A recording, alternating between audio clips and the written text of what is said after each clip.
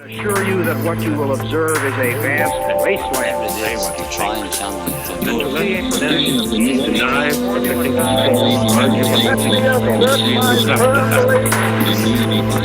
Free and uncorrupted communication.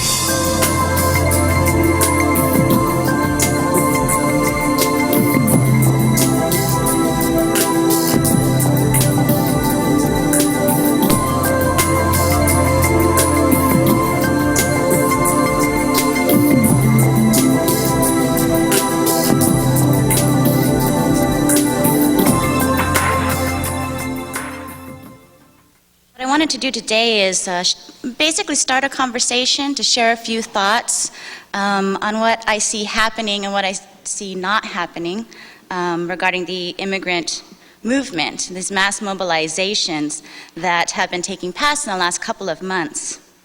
Because I think it's also important to think about how these mass movements that are really, really inspiring is also coming on the heels of Hurricane Katrina and the really uninspiring ways in which our government has not taken responsibility for African Americans. And I think that this moment is a challenge to us as ethnic studies scholars, seeking to understand why coalitions do and don't happen, seeking to understand the different ways that racial and ethnic groups struggle in the United States. And I think the challenge is basically, at heart, to just take everybody seriously. And who I want to take seriously are the ways in which African American citizens have been represented as in opposition, and almost as if it's a natural opposition, in relation to Latino immigrants. It's not a new story, and it's one that's really easily fueled by media and media's selective quoting, but it's also not a story to be dismissed as simply a false representation, because the fact is, these are discussions that we need to have. The common storyline that I've been reading about in mainstream newspapers about the African American felt response to the immigrant movement is ambivalence, while the felt response that has characterized Latinos is frustration over that ambivalence. What everybody wants is to be hopeful, and not even the media can find a way to misrepresent that desire for a different world or new possibilities. What we need to think about and talk about together as how we will see ourselves incorporated. Where do we fit in that new hopeful future? Because on the one hand, it does make sense to want a non-white alliance and to see a shared struggle across racial lines, especially since our history of social movements that we can readily recognize as organized politics do form an opposition to oppression, subordination, and discrimination, in opposition to being treated and defined as not fully human and as not entitled to the full rights of humanity, a history and a present day that people of color differentially share. But as feminists and queers of color have long been explaining, we need to think very carefully about how humanity is defined and what we actually want concretely when we demand to be treated as fully human. In The Color of Privilege, for instance, by Aida Hurtado, she contends that the struggle for humanity during the civil rights and power movements was often linked to the emasculation of men of color, so that becoming fully human was intrinsically connected to the restoration of manhood for men of color. The work of Roderick Ferguson has advanced this analysis even further by revealing how minority nationalisms understood the recuperation of patriarchal authority within their respective communities as absolutely essential to social rights, personal empowerment, and community development, colluding unwittingly with problematic studies like the Moynihan Report. And these are incredibly important insights, and they're urgent and necessary critiques. But at the same time, it leaves me wondering, what do we do with those men of color who get left out of that narrative of resistance? Particularly the young men of color who are deviant within our own communities. How do we fit them into our narratives of resistance, our strategies for social struggle, our visions of a new tomorrow? And the people I'm thinking about specifically are those ones whom dominant society labels as criminal, those who do work in underground economies or not at all, those who are incarcerated, those who might be drug addicts, homeless, drug dealers, or members of street gangs. These are the men of color who make it difficult for us to fit them into those narratives of resistance and victimization, because the reasons why they are victimized, such as being criminalized, incarcerated, or excluded from job opportunities, all these reasons constitute a narrative that explains why they are not in better jobs, or why they don't have higher degrees, or even why they might not aspire to get either. But it is also a narrative that momentarily elides concerns for the people who might be their victims, such as the victims of gangs or domestic violence. These are also almost always young men and women of color. And so it's important to think about that young, poor men of color are not the only victims of criminalization and the devaluation of racial masculinities. Women, children, and other men of color suffer too from the attempts to resecure patriarchal authority. So these are unsettling contradictions and complexities, and needing to name ourselves and those we care about, teach, and write about as victims.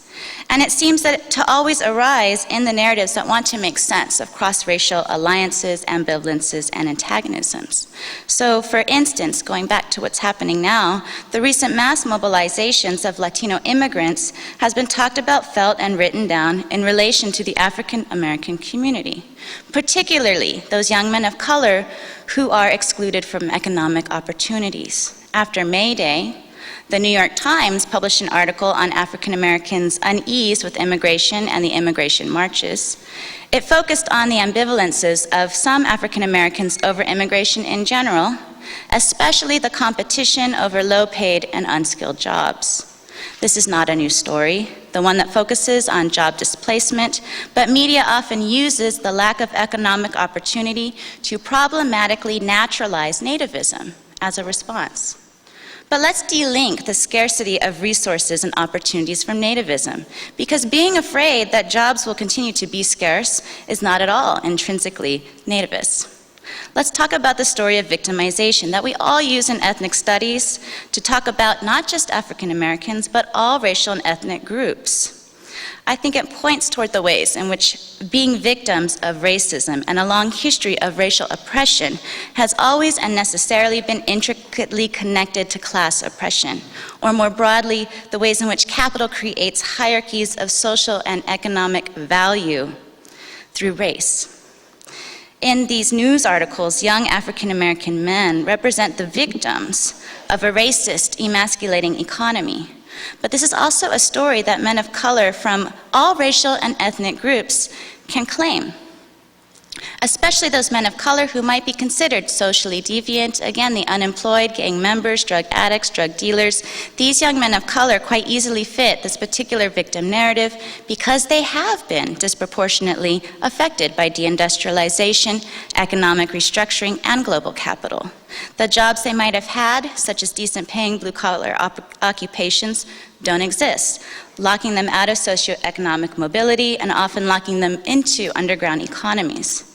But we can actually safely say this about urban Latino men too. And it has been said about Southeast Asian men too, and it's actually been central to the history of Asian American studies in talking about how racist exclusionary economy has emasculated bachelor communities. It's a very important critique of the US economy, and it's true. Capitalism does create populations without decent jobs, with poorly paid jobs, and without jobs at all. But while this is true, it's also a story. It's also a particular interpretation of how structural conditions constrain and limit lives. And the subtext is what somewhat disturbs me, because it can convey, whether wittingly or not, that young men of color who are not a part of the legal economy are not provided the opportunity to become better people or to make better decisions. When redirecting responsibility away from personal decision-making to holding a racist economy accountable, sometimes it means making narrative choices that people don't really have choices, that their options are between bad and worse. And while this may be partly true at certain times in people's lives, it also runs the risk of naturalizing and universalizing desires for what decent paying work enables, which is for people to have children, private property, and expendable income, most often referred to as the American dream. The subtext relies upon representing everyone's paths to their respective American dreams as littered with structural impediments always getting in the way of where people supposedly want to go and definitely should be. So these ambivalent representations about the possible conflict between young black men and Latino immigrants over low-paid work relies upon very normative assumptions. What looks like nativism centers the American dream as universally desirable. But what about the people who desire differently? Let's center those deviant young men of color, Black, Latino, Asian, and Native American, those deviant young men of color who represent the victims of this racist economy. But let's for a moment distinguish between those who do want to work from those who don't. What can we learn from the people who have aspirations other than the American dream? I believe that these people are incredibly valuable also, and I want to take them seriously too. But it's difficult because they don't fit very easily into a victim narrative. Young men of color are not very sympathetic subjects if they don't want to work a 9-to-5 job, if they use their expendable income on recreational, maybe even illegal activities, or if they take risks with their lives. These young men of color exist. But I feel that we often feel the need to bracket them as exceptions or to explain away their lifestyles and choices. What happens if we take them seriously too? There's the fear. I'm personally always afraid that I'm going to unwittingly provide evidence for conservative policies if I concede that economic opportunities will not necessarily integrate marginalized men of color into legal and moral and social economies. But at the same time, there's a risk in selectively omitting certain facts because selective omissions keep intact U.S. norms of gender, sexuality, and respectability. Because to characterize young men of color as deserving of the resources that they cannot access, their socially deviant behaviors and attitudes must be contained, even if only implicitly. Economic opportunity becomes narrated and understood as the means for and the method of containment. In other words, hard work ethics would be redirected into decent paying jobs as opposed to working within underground economies, while the ensuing financial stability and expendable income would enable men to better support their wives, girlfriends, and/or children, enabling everyone to buy a home and accumulate wealth and savings to pass down.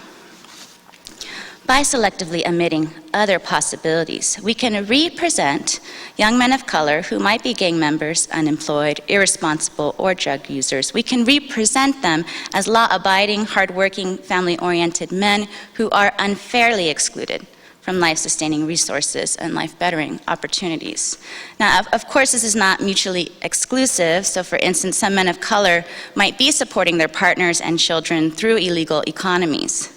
But the point that I'm trying to make is that this narrative of fairness only makes sense if U.S. norms stay intact. And in fact, the narrative serves to naturalize those norms. It's hard to represent people who choose not to be an economy premised upon their exclusion as unfairly excluded. And so different desires, unproductive conduct, and indifferent attitudes are not legible because all other lifestyles are rendered as only unfortunate consequences of deindustrialization, economic restructuring, and capital flight.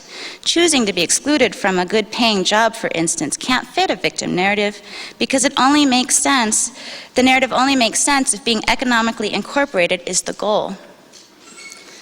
It makes the work of Kathy Cohen all the more important, and her insights when she is thinking about and thinking beyond coalitions. And she says, quote, "Structural interventions, while critically important, will never provide sufficient solutions to normative and structurally constituted crises," end quote. So it seems relevant to think about the ways in which those structural crises are so intimately connected to a racist and sexist economy in which women, people of color, and immigrants are disproportionately poor. And it is young men of color who are often represented as the most oppressed victims. But then we need to be careful, right? Because we don't want to imply that working 3 really bad jobs is a privilege. In other words, much of our struggles hope to end in a structural intervention. And we want class-based results, and we want to use race-conscious policies to get that, and I think that would actually work.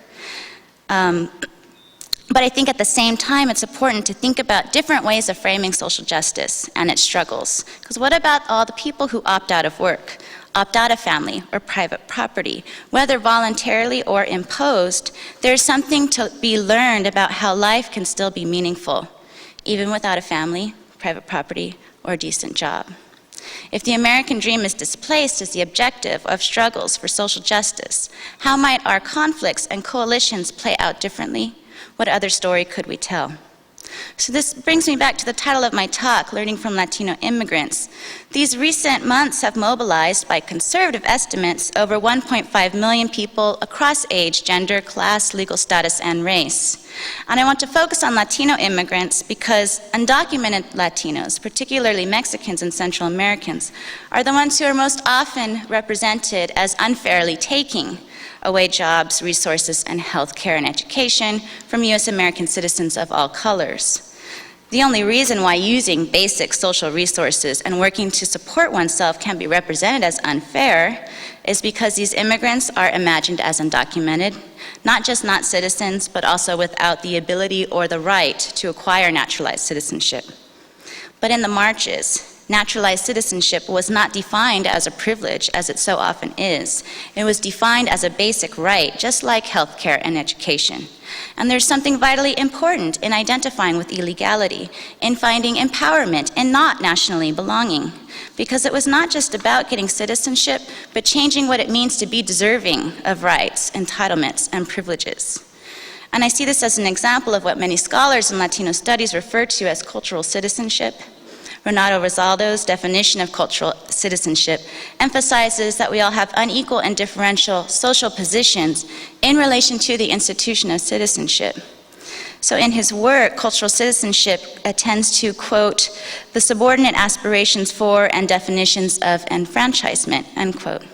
These national protests have been about not just demanding access to naturalized citizenship, but they have also been about redefining what citizenship means and who a citizen is in ways that don't depend upon lawful entry at all or where you're born, because in many ways the demonstrations demonstrated that Latino immigrants with and without papers are already members of U.S. society and are already members of the nation state, and what they're basically demanding is state accountability and responsibility, demanding political inclusion and the rights and privileges that they don't need to deserve in order to be worthy. So what we've been taught is that there will never be a day without immigrants. Of course, this is not without contradictions and complexities. For instance, print media, the same media that positions economically excluded Black men against politically disenfranchised, undocumented Latino immigrants, has also spoken about Black ambivalence to invoking a history of civil rights, precisely because it is not yet history. Civil rights have yet to be acquired. While this is represented as African Americans' unease with the appropriation of their history, we might read it more productively as a warning that political inclusion will never be enough. And perhaps even a warning that when we get it, it gives the state an alibi for continued exploitation, like we've learned from the civil rights legislation. I titled this talk to focus on the contribution of Latino immigrants inspired by the mass mobilization sweeping across the country, but in the process of writing about how we see ourselves in our respective racial ethnic communities as victims, it seems relevant that there's something to be learned from a history of disappointing struggle as well as in the potential for a hopeful future. But there's still one more story that's not told at all, in the news that I've been reading at least, and that's a story of possibility that identifying with illegality and criminalization might lead to.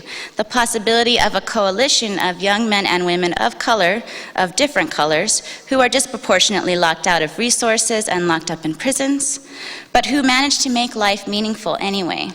The possibility of organizing for social justice that does not need to invoke normative masculinity, that does not need to represent people as deserving of resources because they deserve them, but deserving just because, regardless of what they do or who they are. There's a history of that too. In California, for instance, all of those organized social movements that youth led against Proposition 21 incorporated the deviant subjects I'm talking about, but never celebrated nor disciplined that deviance. And I want to end these thoughts by returning to Kathy Cohen's important insight that structural interventions may not help us change the way in which human lives and lifestyles are valued, devalued, and evaluated, criminalized, pathologized, and left behind. Cohen reminds us that those who so often symbolize our racial, ethnic communities' economic and political victimization don't always see themselves as victims. And maybe we need to learn from them too, because the redistribution of resources is incredibly important work, but not the only kind of work that needs to be done. Life can still be meaningful in the marginalized spaces of social deviance, criminalization, illegality, and sexualization, because these lives offer alternatives to established US norms of gender, sexuality, respectability, and domesticity. And they do this by, and this is Kathy Cohen's words, redefining the rules of normality that limit the dreams, emotions, and acts of most people. Thank you. I want to thank the organizers of this conference because I know how much work it takes to organize something of this scope. And I want to thank the faculty organizing committee and the staff and the students who are all incredibly involved and worked so hard for this. I have been particularly inspired by the vision for this conference, posed as a challenge to ethnic studies to develop into an institution that truly forwards the visions for social justice and liberatory practices. Reading the conference organizers' vision and challenge and listening to the stimulating and passionate presentations yesterday and this morning, this is the most optimistic that I have felt about ethnic studies in a long time.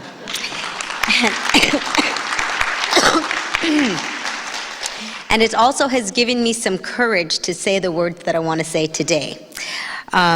We were asked to make conversations rather than to present papers, and that is what I am going to do. And I'm hoping that the presentation that I make will provoke some thought and discussion about the often contentious and sometimes complementary relationship between activism and the academy. Grace Lee Boggs, a 90-year-old Chinese-American activist intellectual.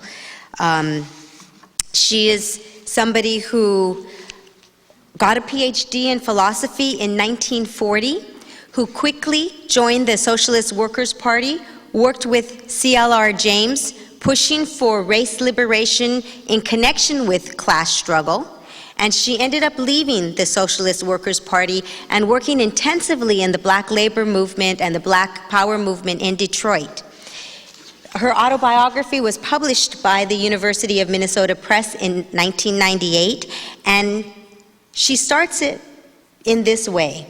Quote, "Had I not been born female and Chinese American, I might have ended up teaching philosophy at a university, an observer rather than an active participant in the humanity-stretching movements that have been defined in the last half of the 20th century."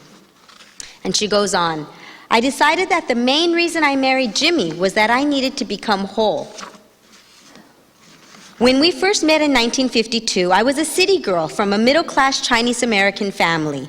Despite the fact that I had already been involved in the radical movement for more than a decade and had even worked for a defense plant during World War II, I was still essentially a product of Ivy League women's colleges, a New York intellectual whose understanding of revolutionary struggle came mainly from books. Jimmy, who we know as Jimmy Boggs, a Black auto worker, and also very much in a Gramscian sense, an organic intellectual. His activism was really grounded in practice and in the rhythms and relationships of his local Black community. So Grace Lee Boggs writes, Jimmy had been born and raised in a small town in Alabama where there were only a couple of stores on the main street. Even though at that time he had lived and worked in Detroit for more than 15 years, he was still the kind of person about whom people joke, you can take him out of the country, but you can't take the country out of him. The main thing that I like to do with my fingers is move them around on a keyboard. He loved to write and would dash off an article or a letter to the editor in minutes, but most of the time he had his hands in some kind of manual work, under the hood of a car, or fixing something around the house. Grace Lee Boggs highlights a contrast between the academic intellectual, whose understanding comes mainly from books, and the grassroots activist, whose understanding comes mainly from participation in the struggles for justice. She connects these two types of logic, like what Paulo Freire does when he calls for praxis, or the action and reflection of people upon their world in order to transform it. Grace Lee Boggs practiced a synthesis of theory and practice in her activism, but here, as throughout her autobiography, she sees practice, the engagement of ordinary people in collective struggle, as the primary motivating factor in creating social change. She believes in the unity of theory and practice, but like Mao, posits the primacy of practice. Ethnic studies originated in a similar type of philosophy. I mean, we in this room know that the first school of ethnic studies in the nation was born out of labor pains. In 1968, students at San Francisco State College, along with faculty, staff, and community members, waged a 5-month struggle, still the longest student strike in U.S. history, and shut down the university. Their objectives were, of course, to establish ethnic studies as a way to include the experiences and perspectives of marginalized communities. But more than this, their project was about educational transformation, and this contained at least 2 components. One was self-determination. Faculty, students, staff, and community wanted to have control over the development of ethnic studies, including faculty hiring and curricular development. And 2, they challenged the very purpose of education. As they saw it then, especially after the master plan of 1960, college was a training grounds for corporate America. By contrast, they wanted an education that would be relevant to their lives and that would be in service to their communities. To them, education was, as Freire posits, the theory and practice of freedom and liberation. This gives us pause to revisit a rather old paradigm in ethnic studies, that of seriously and critically examining how the work that we as ethnic studies scholars and how the field of ethnic studies as a whole forwards the movement for social justice. But we revisit these themes of social justice and community involvement from a new location. Yesterday, Dean Melvin Oliver, in his opening remarks, noted that the institutionalization of ethnic studies places us in a strategic position to reconnect with the community. And there's a long-standing tension in the field of ethnic studies between, on one hand, struggling to prove our legitimacy within the academy, to become increasingly professionalized, institutionalized, stabilized, and on the other hand, to remember our origins, to stay connected with the community, and to advance a social justice agenda. I certainly recognize that in contrast to the romanticized view of the 60s struggles, the concept of community involvement was, from the start, a contested idea, though certainly there was a much greater emphasis on community service at the beginnings of ethnic studies compared to today. Within a few short years of establishing ethnic studies, the decision-making power of students and the community began to erode, and faculty became the main voice determining curriculum and program development. As for today, I want to make the argument that in several locations, ethnic studies has gained sufficient power and stability to exercise control over our departmental functioning.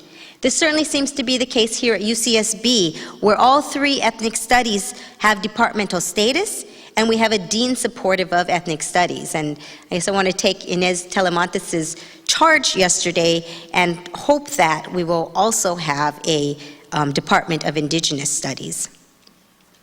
Of course, I recognize the ongoing challenge to ethnic studies. Ward Connerly's attacks a few years ago certainly raised a lot of anxieties, and at Berkeley and elsewhere there are ongoing struggles to save ethnic studies and to gain even a modest measure of self-determination. But nonetheless, there are ethnic studies programs and departments that have a fair degree of autonomy and control over faculty hiring and promotions, curricular development, and so forth. And I want to propose that we figure out ways to significantly increase institutional support of the kinds of social justice projects in which many at this conference are already engaged, and that's been really inspiring. There are constant struggles for academics trying to participate in activist movements. This is true, of course, for all activists who struggle to juggle work, family, activism, and other demands on their time in this spitted-up society in which we live. But we're at an academic conference, so this is the audience to which I address my remarks today. There are marked differences between the academy, and activism. Activism calls for a collective orientation, for organizing campaigns and events and writing articles in collective and often nameless ways. The academia, by contrast, rewards self-promotion, individualism, and distance from those we study. So often our activist commitments and our academic commitments clash. But I see ways that ethnic studies could develop institutional mechanisms for supporting activists and social justice goals. Arlie Hochschild, in her gendered analysis of reproductive work, observed that social institutions lag behind ideological change supporting gender equality. One quick example is that the tenure process occurs simultaneously with the time that many young faculty hope to have children and raise families, and this overlap in time proves difficult for both men and women, but particularly so for women. But I want to identify a few possibilities of how we could construct our departments if we so chose to place a greater emphasis on activism and social justice and on creating linkages between the academy and the community. But before I do so, I want to acknowledge two caveats. First, I recognize the reformist nature of this proposal. Unlike the students at San Francisco State, I'm not being daring enough, and I also do not think that there is enough support within ethnic studies to propose projects that would truly transform the hegemonic practices of the university or of social institutions in the larger society. Nonetheless, as George Lipsitz articulates in American Studies in a Moment of Danger, even when a project does not transform the norms of bourgeois ideology, the very process of struggle itself, the self-activity of ordinary people, is transformative. Collective action directed against injustices transforms the individual participating in the movement and has the potential to change society. Second, I'm not trying with this proposal to replace other necessary forms of activism. Those who are truly invested in liberatory visions will make personal sacrifices to work collectively towards building a more just society. And I loved what it said in the program yesterday, in the program today too. It said, Ella Baker reminded the civil rights movement that more than a hamburger was at stake in desegregating lunch counters. Perhaps we are at the stage where we need to remind ourselves that more than a major, more than a publication, more than tenure and promotion are at stake in what we do. I thought that was pretty bold. So with the hope that we don't simply work for justice in ways that are rewarded by the system, let me identify a few of the many possible projects our ethnic studies departments and programs could undertake if we chose to prioritize a vision for social justice. And I'll talk about this quickly in three areas: teaching, research, and program development.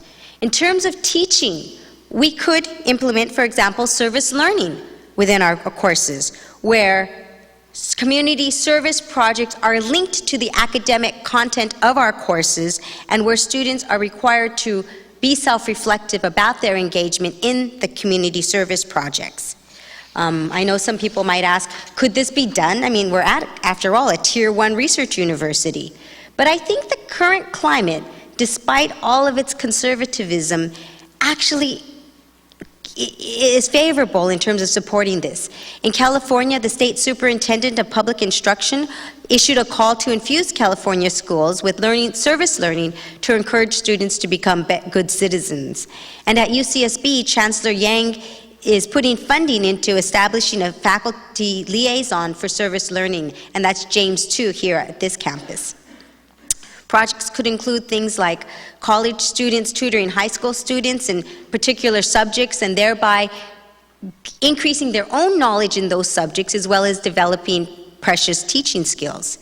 In my race relations course, students have worked in small groups to go into the high schools to teach about race. And some of the students have remarked that this has been the most enriching experience of their academic careers. And I remember one student in particular who went into the high schools to give his presentation with a lot of anxiety. He was very nervous about speaking, in front of these students. But he came back completely fired up and decided he wanted to become a teacher. At this campus also, there's an Injustice Collective that's doing some really great work. And they're teaching about prisons. They're really raising the consciousness about prisons here on this campus. And they're also taking their students inside the prisons to see what that life is like. We could certainly work with community agencies around any number of issues: immigration, garment industry, living wage. I mean, there's so many different issues. Katrina, so many different issues that we could work on. In terms of research, I think the question is, how do we create knowledge and how do we disseminate that knowledge? Do we adopt research methodologies that see those we interview or those we observe as co-participants in the creation of knowledge? Do we listen carefully and believe that we have much to learn? Or do we think that we're really in a position to think and to try to fit people's lives into our theories? How and where do we disseminate our ideas? Do we limit it to academic journals and to conferences? Are our articles and books even comprehensible to a general learned community? Or, though this may not be rewarded by the institution, right? Do we take the time to write for newspapers, maybe to post things on movement websites, to give talks in the community? The current immigration rights movement provides an opportunity and demands of public intellectuals to make legible our research on immigration and to infuse the debates with new possibilities. A discussion we could, for example, I think that people in ethnic studies would be well equipped to engage the immigrant rights movement with a discussion about, for example, the meaning of the presence of the American flags at these immigration rallies. And I think we could talk about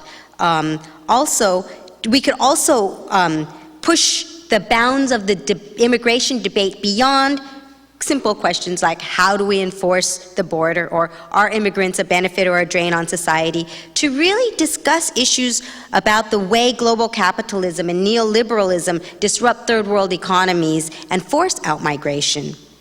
In my research seminar on Asian American social movements, my students are conducting original research on Asian American social movements, which I think is so needed because people know almost nothing about the Asian American movement, and they'll be presenting in their papers in academic settings, and we're thinking about hopefully being able to publish their articles in academic journals, but also a goal from the start of this course was to also make their research available on movement websites, for example, the Asian American e-zine, or make it available for pedagogical purposes.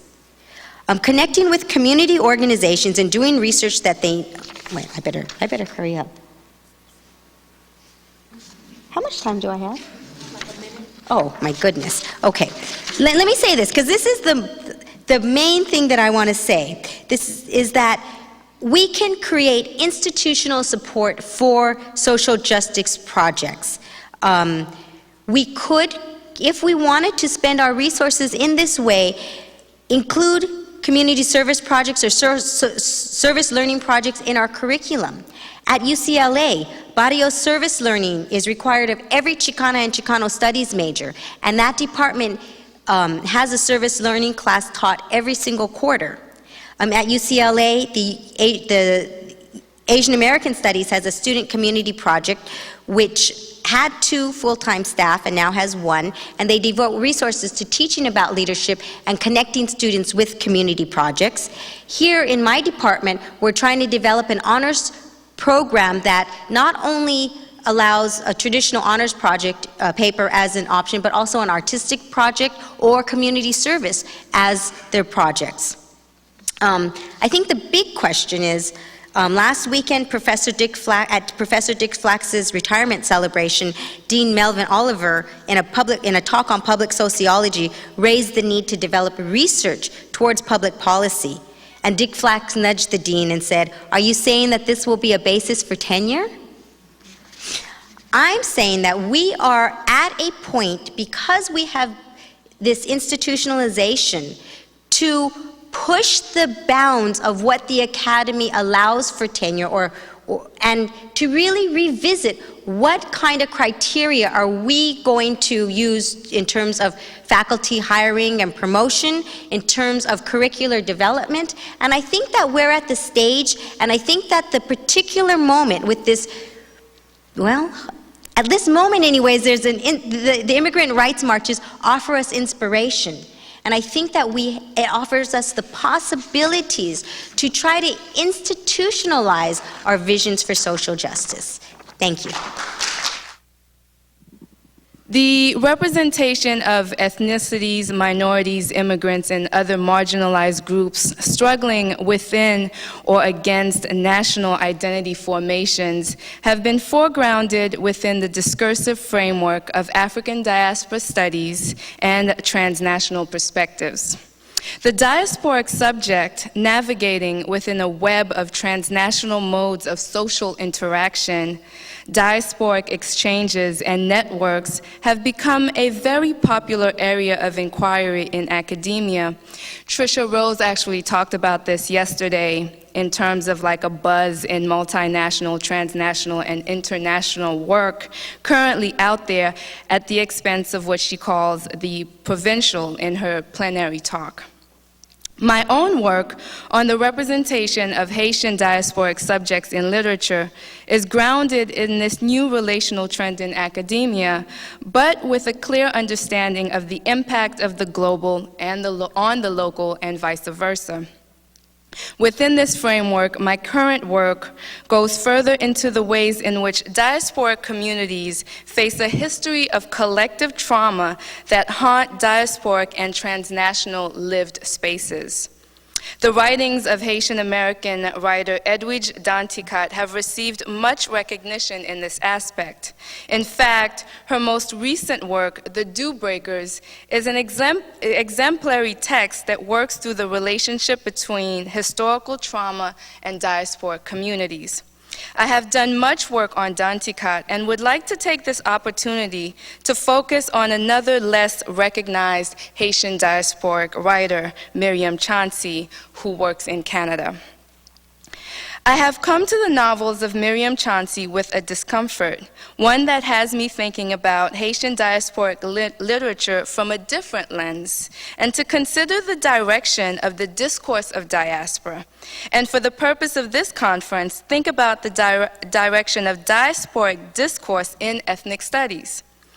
This discomfort came out of reading David Scott's Conscripts of Modernity, a work that aims to present a relevant reading of the Black Jacobins within the poetic mode of tragedy.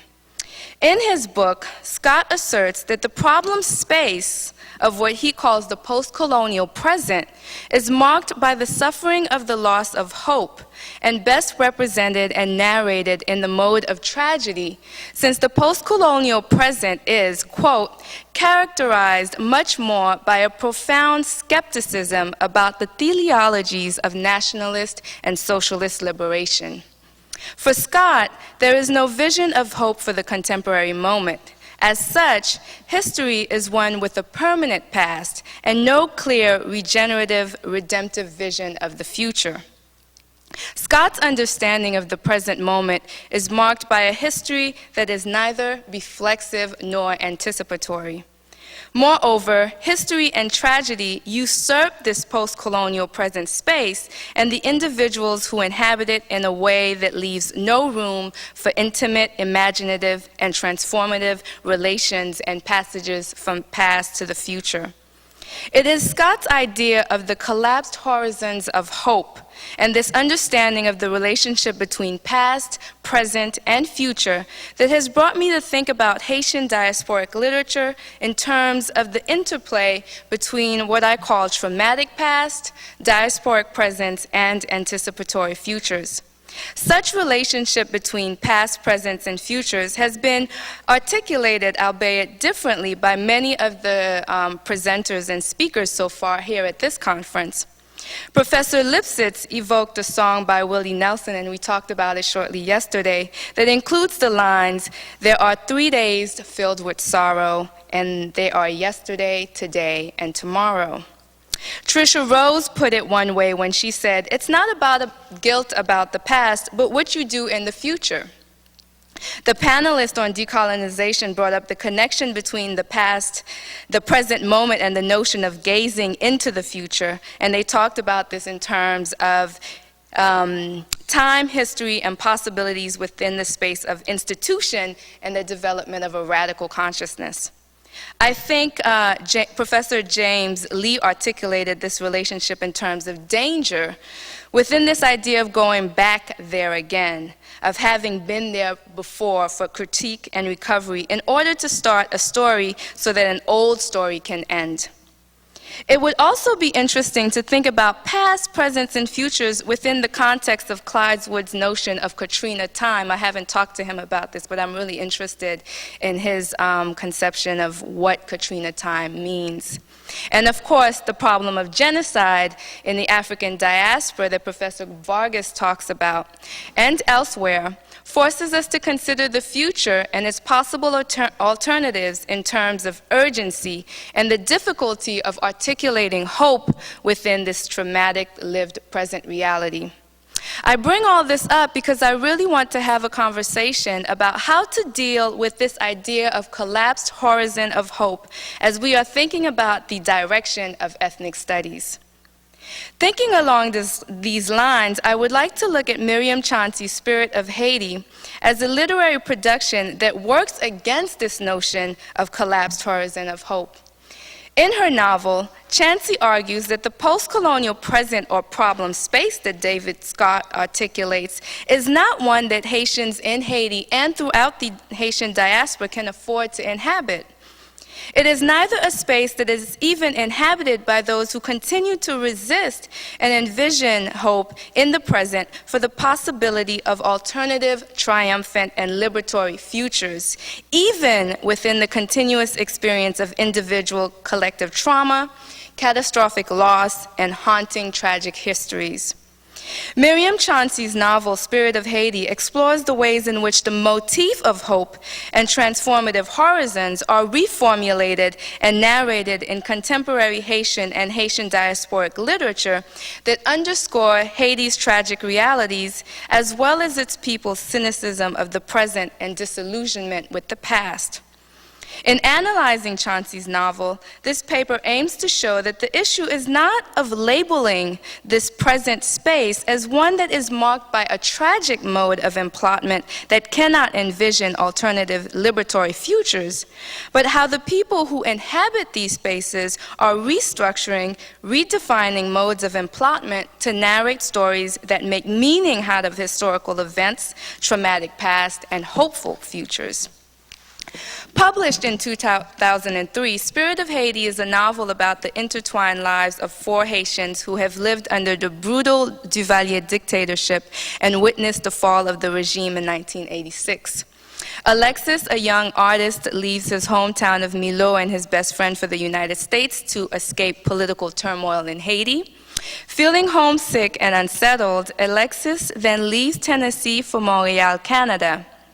Philippe, Alexis' best friend, is a tourist guide who hides his homosexual identity from his family and prostitutes his body to foreigners in order to feed himself and his grandmother, Mama Lela.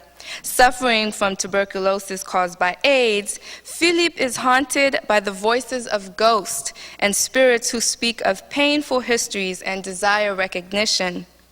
Carmen, born in Haiti but raised in Montreal by her Haitian mother and white British-Canadian father, is a soon-to-be mother who returns to Haiti in search of a connection to home and guidance into the future. With the time allocated for this presentation, I will only focus on the character Carmen. The novel is set in Haiti and 2 significant Haitian diasporic sites, the United States and Canada. It takes place during the weeks preceding the coup of 1991, in which the president-elect Jean-Bertrand Aristide was driven out of the country by a military coup. By the end of the novel, most of the characters meet tragic, traumatic deaths. But these tragic events are juxtaposed with the horizon of hope, an anticipatory and reflexive vision of the future. This horizon of hope is constructed through the power of the imagination, through dreams and fantasies that allow the characters in the novel to transform their lives by giving meaning to the past for the present moment and its possible futures. In Chauncey's novel, Carmen is a diasporic subject who feels a sense of homelessness and uprootedness. Carmen needs a story that will validate the roots of her existence. Born in Haiti, Carmen was raised in Montreal. Consequently, Carmen's only connection to the island has been through telephone lines of what she calls umbilical cords made of twine and wire. She makes a trip to the Citadel for confirmation of her Haitian identity. The march towards the Citadel for Carmen is an act she must embody and particularize to narrate a new story, one that constructs the Citadel as both material site for story making and a pilgrimage story. The Citadel, as monument, becomes a physical space for a dialectic between the past, present, and future. Carmen visits the Citadel to connect to the place of her birth in order to make sense of her uprooted identity in the present and imagine a stable future with stories she can claim as her own and pass on. The skepticism and tragic times of the present moment does not create a collapsed horizon of hope, but it does reveal an uncertain future as well as liberatory future that is constantly being deferred and ruptured by inescapable tragic realities. And this is a quote. After 30 years of dictatorship, she felt Haitians, and this is Carmen, were used to living a certain way, of being suppressed and unfree to speak their minds. They were even used to the macoutes and their killing sprees, people disappearing in the middle of the day under a bright sun. Even the most unexplainable persecutions found their footing in the madness of the times. Every occurrence had its place. Now, with the advent of democratic processes through which a new president had been elected, and freely so, everything had been rearranged. It was like trying to walk through an unfamiliar room in the dark, bumping into furniture, glimpsing the light from another room beneath its closed door, and stumbling towards it, not knowing what will be on the other side, salvation or continued loss. The future, as Scott would say, is an anxious foreboding, the metaphysical movement from dark to light, from bondage to freedom, the smooth passage into a progressive future with a fervent expectation, are replaced by a future one bumps and stumbles into, a future that is an inaccessible, unfamiliar room. However, while the future for Carmen is uncertain, she cannot afford to lose hope. Carmen's unborn baby, who will be named Aurore, quote, after the dawn breaking on a new chapter of Haiti, unquote, is the unborn hope, the newborn light. As spirit unborn, Aurore is the premonition of a possible liberatory future. But in order for Carmen to birth this child, she must look into the future and anticipate its fruitful possibilities. Such future must be both anticipatory and reflexive of the past. This past is not one that becomes a future past, or what Scott calls a past past. Neither is it a nostalgic past, or a past that usurps the present and creates skepticism of the future. It is a past living in the present for the future. Chauncey is interested in a dialectical relationship between past, present, and future with transformative and liberatory potential. In the novel, Carmen begins to map out a possible future that will make her feel rooted through fragmented manuscripts of historical imaginings. And this is a quote. She wonders if her mother's letters and pieces of manuscripts are fragments of some giant map for the future she has yet to understand. She puts the letter down and begins to read the mimeographed pages that had been folded and tucked into the envelope along with her mother's letter, in search of her mother's voice, in search of home. Carmen's mother works as a secretary librarian for a friend who has one of the most extensive private libraries in Port-au-Prince. The library, quote, had been said to contain unedited and unpublished manuscripts from famous Haitian literary figures, many of whom died young and were forced into exile by Duvalier Père, leaving most of their unfinished works behind in their haste to flee the country back in the late 50s and early 60s, unquote. Like the Citadel, the archives become a space wherein the past exists and lives in the present for a transformative future. Chauncey's novel shows that the focus should not be on understanding the current relationship between past, present, and future as disconnected history turned past moment or future past, or on the reality of a stagnated present marked by tragedy and an inability to envision a promissory future.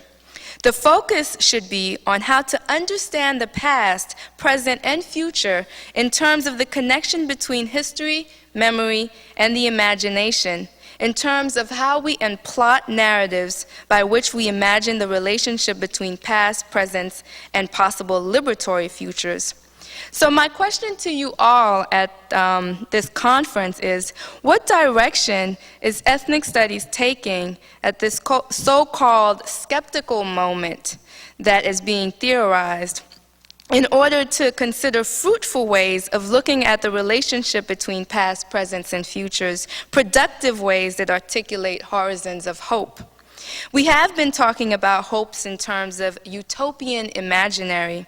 But how can we talk about hope in terms of strategies for liberatory and alternative future possibilities?